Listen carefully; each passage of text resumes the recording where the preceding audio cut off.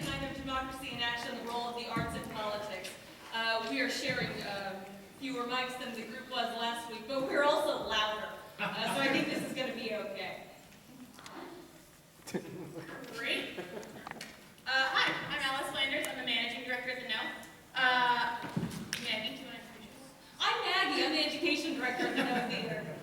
I'm just going to talk a little bit about why we decided to do this. So I said this last week, but it's really easy to rant on Facebook. It's easy to retweet John Lewis. It's harder to come out from behind the keyboard and to actually do something about the world. The Women's March was great, and it created a bunch of activists, and they want outlets for that energy to continue, including us. It turns out that we don't know that much about local government or about politics in general, based on what we learned last time. So we want to make sure that we continue to learn, and we want to offer this so that other people can continue to learn as well. We also want to create simple, actionable items for people to take on. That's as simple as calling your senator, even though it wasn't successful in today's vote, but that's fine. Next time it might be. We want people to write their congressman and maybe even run for office themselves, as Aftab and Chris and Tamaya and everybody last week said. It's much easier than you think, other than the money, which is always hard. It's much easier. I've definitely found myself like low-key looking up how to run for school board a couple times the past week, so hopefully you guys have as well. Great. So, like I mentioned earlier, Betsy DeVos's confirmation was unsurprising but pretty hard to hear. And I've been a little bit down all day, but last time we talked about a couple good things that were still going on in the world, and I'd like to talk about some more. In South Dakota, there was a walkback of an attempt to eliminate an ethics code for politicians based on people protesting and based on people resisting, which is really awesome. Charities are still getting record monetary donations. Planned Parenthood of Southwest Ohio just has thousands and thousands and thousands of dollars in the past couple weeks, which is amazing. And then we also have, based on our topic today of art and politics, a local dance group is creating a piece to share stories of Cincinnati immigrants this summer.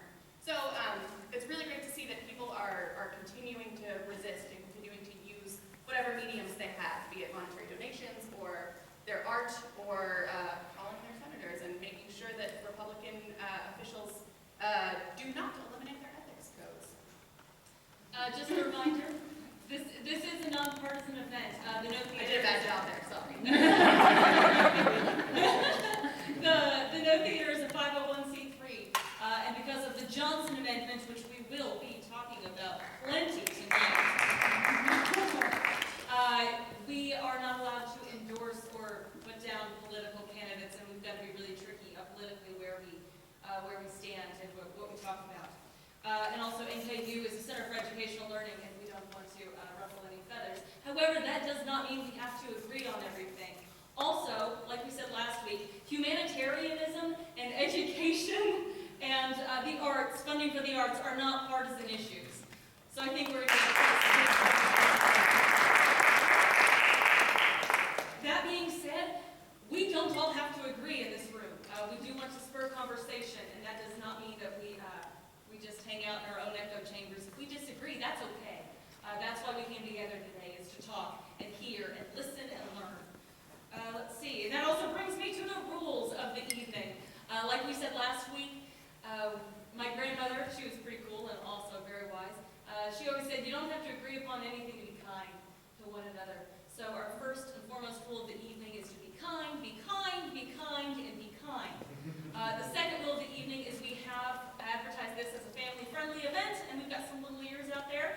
So we'll try to keep our language to a PG-13 rating. That's mostly for us. But we will do that.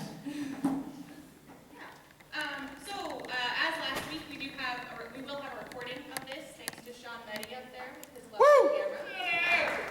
If you guys haven't noticed, the Facebook page and both the events, we have so many things on Facebook right now, but they all do have links to the YouTube channel that has last week's series. Sean did a great job breaking it down by each panel question has its own video, and then the audience questions will have their own video coming up in a little bit. So I suggest you watch that if you didn't get a chance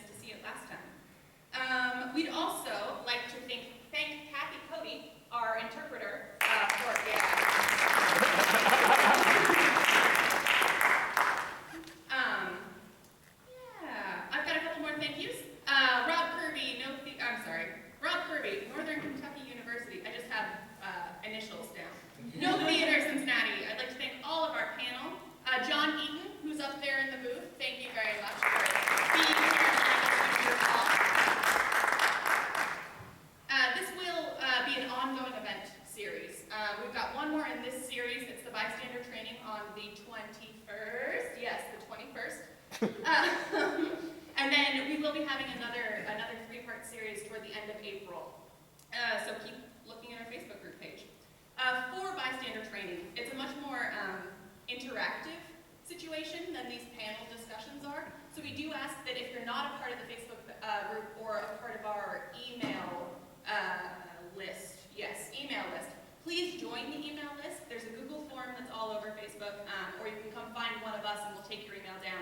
We want to make sure that we have enough slots for people who are interested in bystander training, so it's entirely possible that we will be splitting up into multiple groups. So we might need 3 venues. So we want to make sure that people know what venue to come to.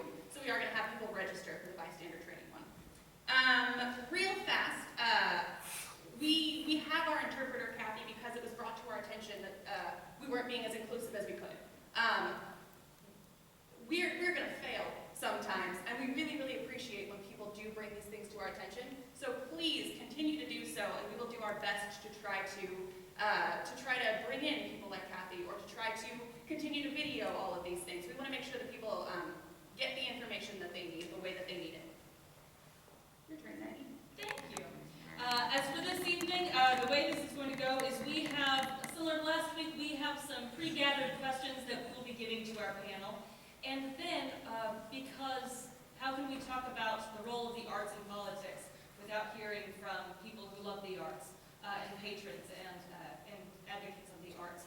And so we are going to break out into 2 groups as an audience, and we are going to have 2 group discussions in which we talk about things, and because we're only as smart as all of us up here. If we put all of our heads together, we're going to come up with a lot better ideas.